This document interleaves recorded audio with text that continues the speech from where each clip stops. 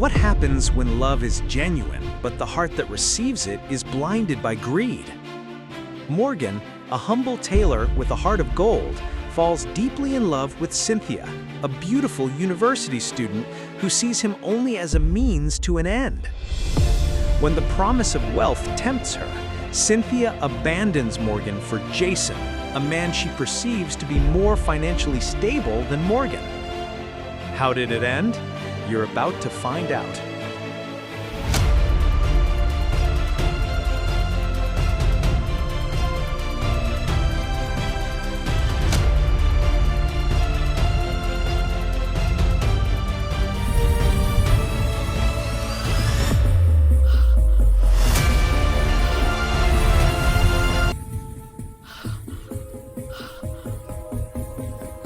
In the heart of Lagos, where dreams and disappointments often walk hand in hand, lived a young man named Morgan, a tailor, skilled, humble, and driven by something purer than ambition: love. To Morgan, every stitch told a story, every design carried emotion.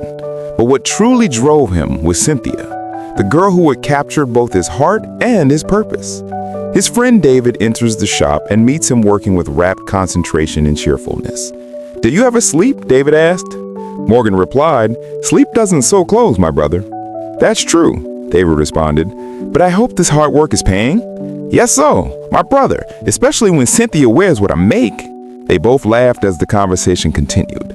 Cynthia was young, confident, and charming, the kind of woman who could light up a room and knew it. But beneath that glow was a quiet hunger, not for love, but for luxury. One beautiful evening, Cynthia meets Morgan at a small roadside cafe. He's neatly dressed, but modest. He offers her a small gift, a custom-made dress in a paper bag. "I stayed up all night to finish this one," Morgan says. "I hope you like it."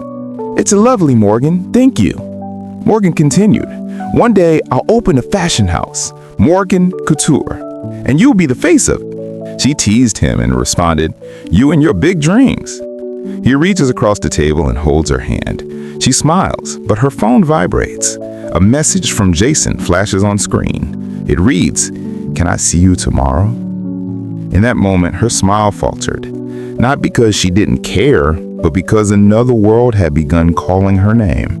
Shortly after she saw the text message from Jason, she told Morgan that she is tired for the day and wants to go home. The following day, Cynthia lies on her bed scrolling through social media. Luxury handbags, influencers, and rich lifestyles flood her screen. She wanted a life bigger than the one Morgan could offer, a life wrapped in gold and glitter. But dreams built on envy often lead to storms. Her phone buzzes, and that was Jason. The message reads, "Dinner tonight. I'll pick you up." She smiles faintly. Back at his shop, Morgan works late into the night, smiling to himself. And while Cynthia drifted toward temptation, Morgan stayed in love, blind to the shadows forming behind his light. Morgan lifts the finished dress under warm yellow light. The fabric glows, symbolizing his hope. Cynthia stands in front of a fancy restaurant in Lagos. A sleek car pulls up. Jason steps out, tall, handsome, stylish. To Cynthia, he looked like everything she had ever dreamed of: confidence, wealth, and mystery wrapped into one charming smile. But what she didn't see was the darkness beneath the polish. "You look even better in person," Jason complimented. "Hop in. Let's make tonight memorable." She smiles and enters the car. The city lights reflect on her face, her eyes filled with curiosity and greed. Inside the luxury restaurant, soft jazz plays. Jason orders expensive meals and wine. For Cynthia, it felt like stepping into a new world, the kind she had always admired from her phone screen. She laughed, she sparkled, she forgot where she came from. "So, tell me, Cynthia, what do you really want out of life?" Jason asks. "I just want to live well, be happy, travel, wear nice things," she responded. "You sound like someone who knows what she deserves," Jason replied. They share a knowing smile, both playing a game neither fully understands. Days turned into weeks. Cynthia stopped visiting. Her calls became rare. But Morgan, ever the believer, convinced himself she was just busy. He scrolls through her social media, photos of her dining, smiling, dressed expensively. Morgan thought to himself, maybe she's growing. Maybe it's just her time to shine. Little did he know that sometimes silence isn't space, it's distance. One quiet afternoon, Cynthia walked into Morgan's shop. The first time he had seen her in weeks. The familiar sound of her footsteps stirred something hopeful in him. "Morgan," she greeted softly, but her tone lacked the warmth it once carried. Morgan's face lighted up with excitement. For a moment, everything felt right again. "Cynthia, I was beginning to think you'd forgotten about me," he said, a smile tugging at his lips. But Cynthia avoided his eyes. "I've just been busy," she murmured. "Things are changing for me." His smile faltered. Concern flickered in his eyes. "Changing how?" he asked gently. There was a pause, heavy, uncertain. Then came the words that cut deep. "I met someone," she said, hesitating. "Someone who can help me." Morgan froze. His breath caught, his world tilting slightly. "Help you? Cynthia, I thought we were building something together." Her tone turned cold, distant, a stranger's voice.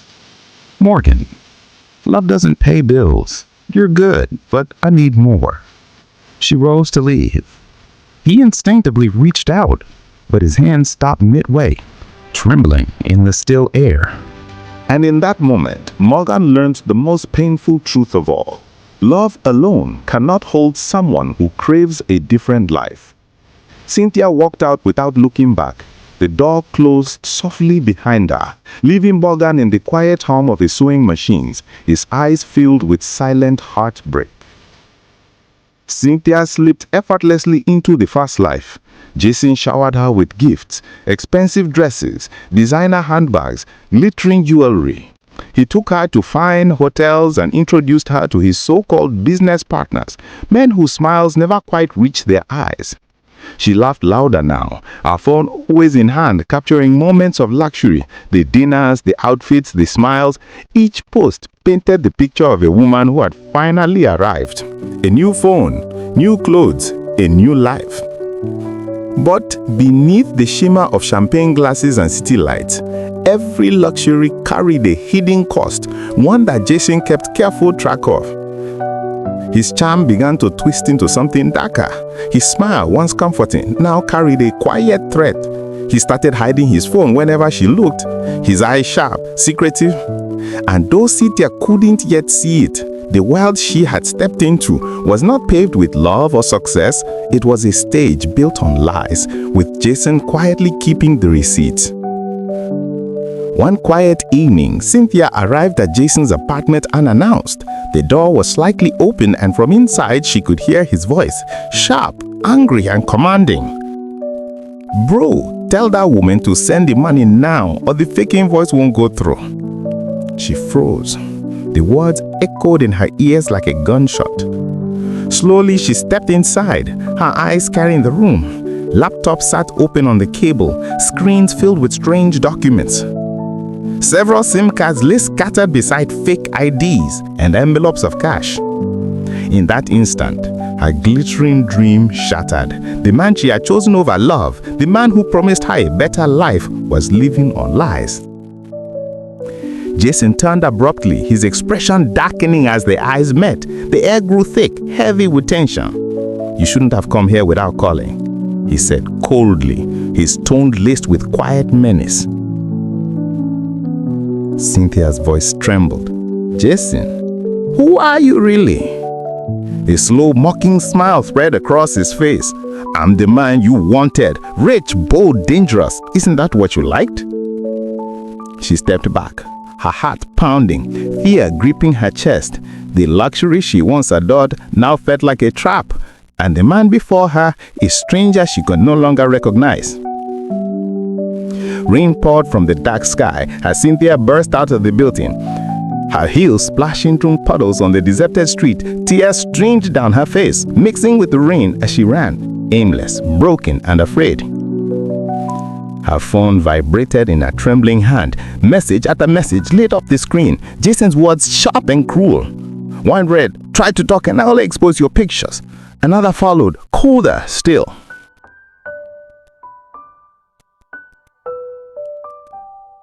And just like that, the gold she had tasted turned to dust. The glittering world she once desired now turned against her, its shadows closing in. She stopped by the roadside, the rain soaking through her clothes. Her strength gave way. The phone slipped from her fingers and fell into the mud, the screen flashing one name, Morgan. He was calling. The man she had hurt, the one who once loved her without conditions. But she couldn't bring herself to answer. Not now, not like this. She sank to her knees, weeping under the cold rain as the city lights blurred around her. The realization struck deep. When love is traded for vanity, the buyer always pays far more than they imagined. The music swelled, soft and somber, echoing her heartbreak into the night. Cynthia sat alone in her dim apartment, her makeup smudged and her eyes heavy with sleepless nights. The phone in her hands glowed faintly, but she only stared at it, blank, distant, lost. Around her, the room that once glittered with luxury now felt cold and hollow, stripped of the life she had thought she had built. When truth finally knocks, even the loudest lies grow silent. She had lost everything. The man who loved her selflessly and the one who deceived her completely. Now all that remained were echoes of her choices and the dull ache of regret. Her thumb weaved across the screen, scrolling through social media. Jason's accounts were gone. No photos, no messages, no traces of the man who once promised her the world. The expensive gifts he had given her had disappeared too, like the illusion they were. Her rent was overdue, her hope fading fast. Her voice broke the silence, barely more than a whisper. How did I get here? But no answer came.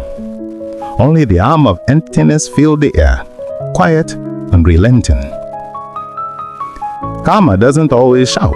Sometimes it whispers through silence and through the spaces where love used to live. The morning sun spilled gently through the windows of Morgan's new shop.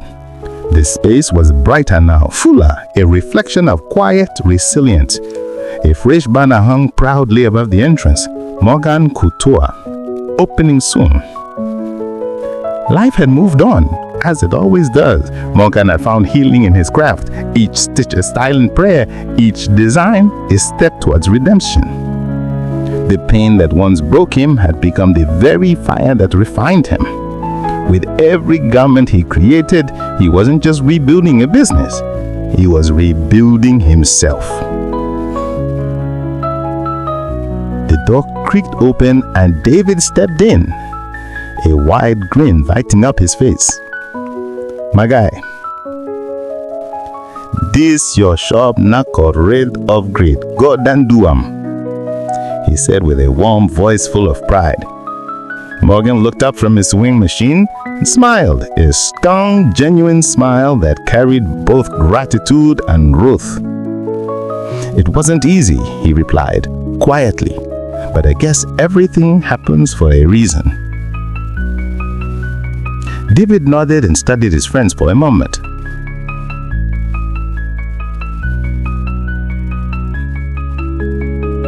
"You still think about her?" he asked softly.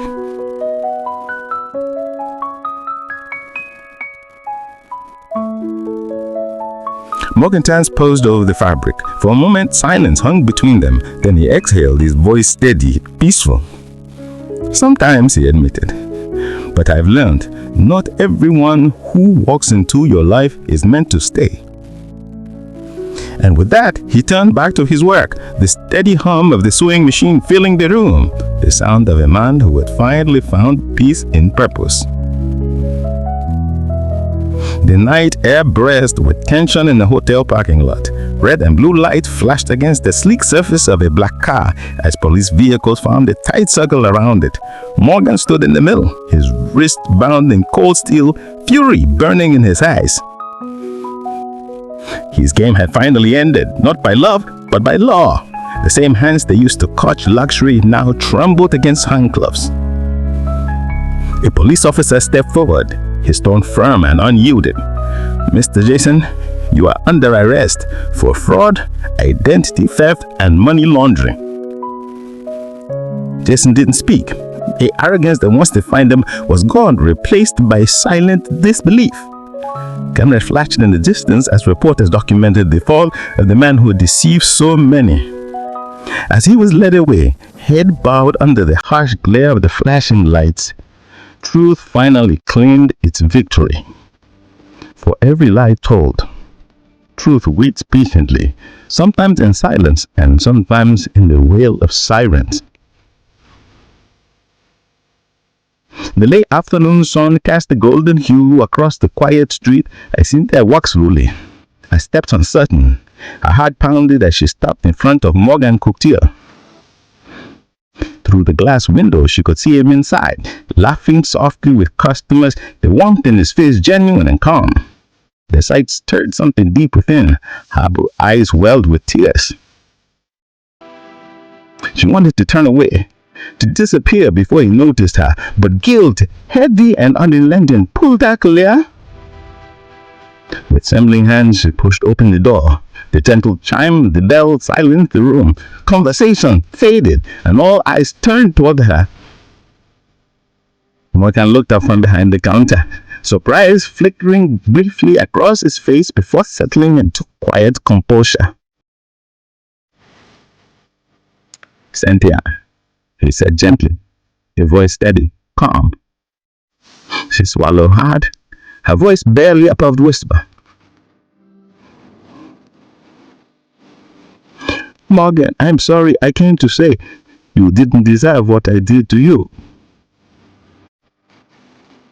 Her words broke, trembling under the weight of regret.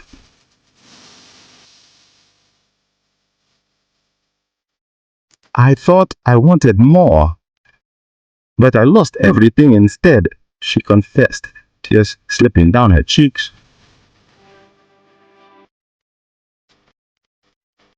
Morgan steadied up for a moment, not with anger, but with a quiet understanding of a man who had already healed. "Sometimes," he said softly, Life teaches us through loss.